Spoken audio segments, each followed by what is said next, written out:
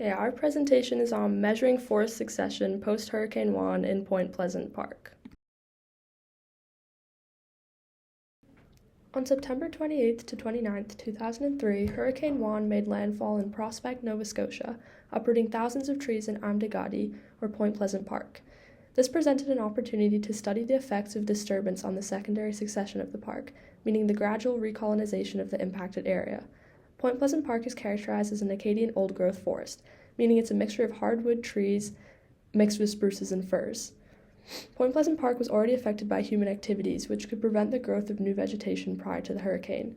It's also vulnerable to the disturbance of strong winds because the trees were planted at the same time, and it's isolated in the city of Halifax, limiting the potential for seed dispersal from unaffected trees.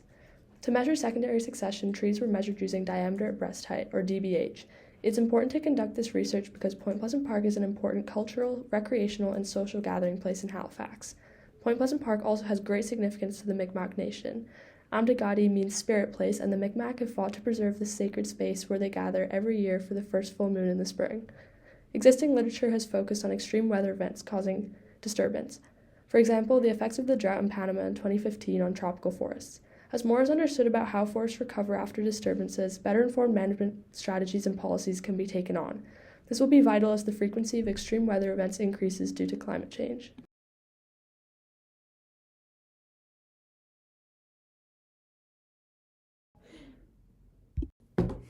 To examine forest community change over time, we used long-term monitoring data from permanent plots in Point Pleasant Park. Field equipment include diameter tapes to measure tree diameter at breast height, measuring tapes to establish plot boundaries, species identification guides, and permanent plot markers to ensure consistent relocation. Trees were surveyed within fixed 400-meter squared plots. Each individual was identified to species and counted to calculate density, and its diameter was measured in centimeters to assess size structure. Sampling occurred annually beginning in 2004, excluding years when data could not be collected due to major disruptions, including Hurricane Ophelia, Hurricane Noel, Hurricane Matthew, and the COVID-19 pandemic.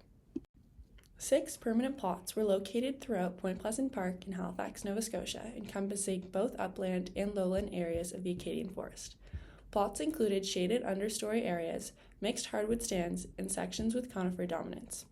Common species across plots included red maple, sugar maple, red spruce, eastern white pine, yellow birch, and ironwood. Plots had well-drained soils in upland areas and most soils in lowland depressions. Canopy cover ranged from sparse and recently disturbed areas to close canopy in mature sections. Microtopography and proximity to trails were considered for accessibility and consistent relocation. We analyzed compiled datasets of tree density per 400 meters squared, individual tree size, and community metrics including Shannon diversity and species richness. Trends through time were evaluated using linear regression to quantify directional change and assess statistical significance. All analysis and figures were generated from the Point Pleasant Park data and Point Pleasant Park stats results files provided in the lab module.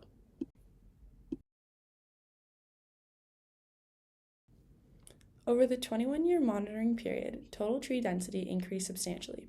Early densities from 2004 to 2008 were very low, typically 0 to 11 individuals per plot. Density rose steadily through the 2010s, reaching mean values at around 64 individuals in 2013 and around 128 in 2015. In recent years, 2017 to 2025, plots commonly exceeded 100 individuals with a maximum of 283. Linear regression indicates density increased by approximately 7.9 individuals per plot per year, with an R-squared value of 0.73 and a p-value of less than 0.001.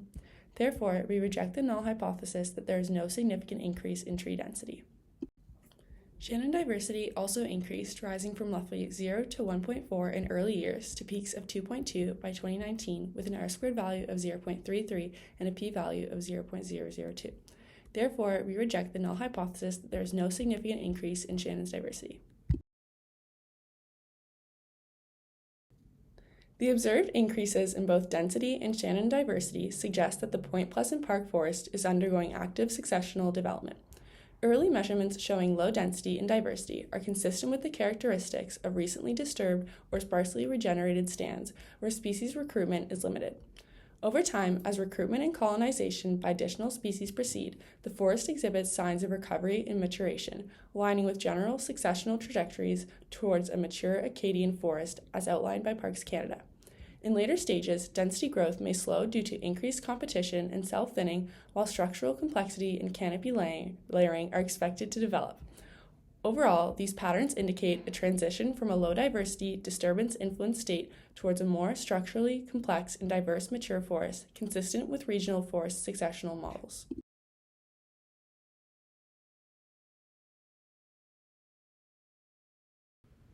Using linear regression analysis, the dominant species in 2004 of red spruce was found to have increased significantly in density over the 21-year monitoring period by 0.35 trees per 400 meters squared per year, with an R value of 0.13 and a p-value of 0.0004.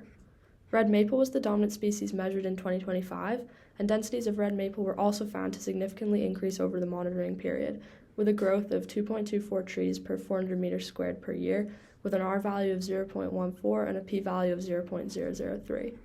Since both p-values were less than 0.05, this indicates that regression analysis results were significant and the densities of the trees significantly increased, so the null hypothesis that there was no significant increase in the densities of both dominant species can be rejected. The regression analysis results indicate that the densities of both red spruce and red maple significantly increased over the monitoring period, which indicates that secondary succession is occurring in Point Pleasant Park. Vegetation recovery after a major disturbance, like a hurricane, depends on species that can successfully distribute seeds or resprout from their roots or stumps, so the densities of these species must have increased due to successful seed dispersal and resprouting. Red spruce was originally the dominant species early in the monitoring period, but red maple has now established dominance. This is likely due to the fact that red spruce is a slower growing species that's characteristically denser in late successional stages. Red maple may have been able to recover numbers more quickly after the hurricane due to its faster growth, but we can predict that red spruce will return to being the dominant species as the forest reaches its climax community and it's given more time to mature. Overall, as the forest moves towards its climax community, we can predict that the densities of each tree species will stabilize, as exploitative competition limits resources. As resources are depleted, there cannot be indefinite growth of the species.